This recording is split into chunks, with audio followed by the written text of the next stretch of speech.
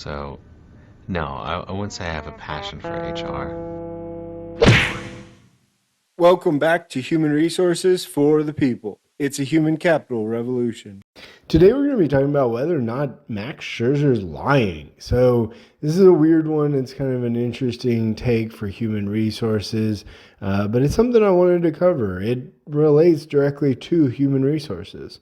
So Max Scherzer is a baseball pitcher for the New York Mets. A couple days ago, he was ejected from a game as a result of being found to have a sticky substance on his hands.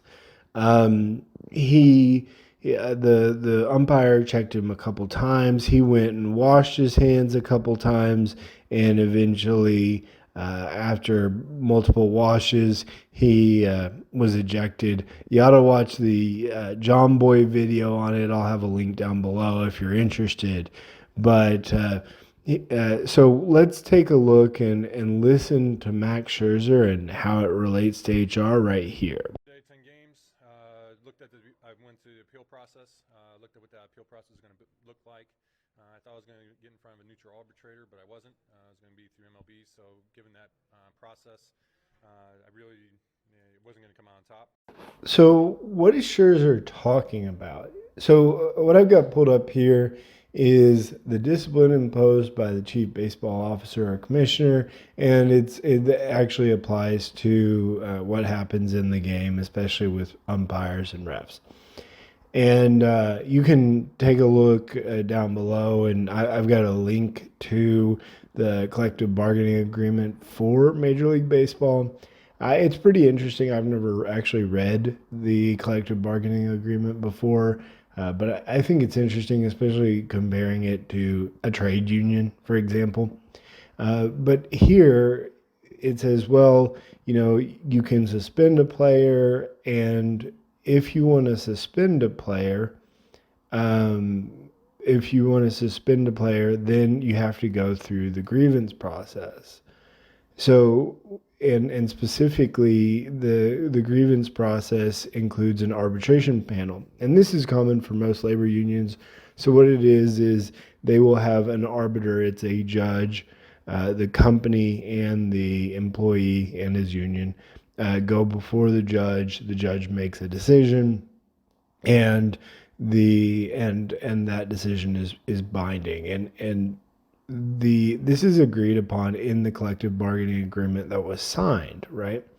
Well, Scherzer is saying, well, it will be unfair that if he goes through this, that it will be unfair that he doesn't have a lot of control.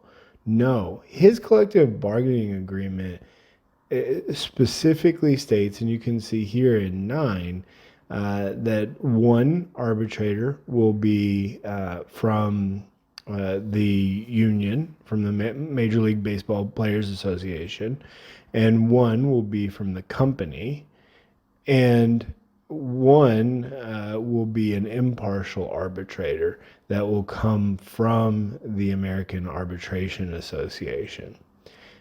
So, no, that's not what the arbitration panel is.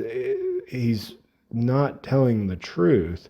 For the most, these are going to be an impartial arbitrator, and his collective bargaining agreement sort of dictates this.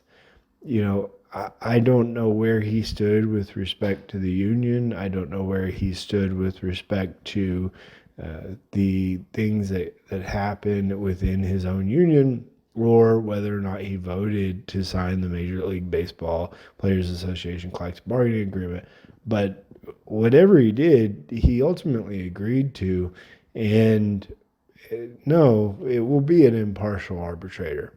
My guess is that he wouldn't win, and he wants to make it look like he's that he's just choosing not to fight.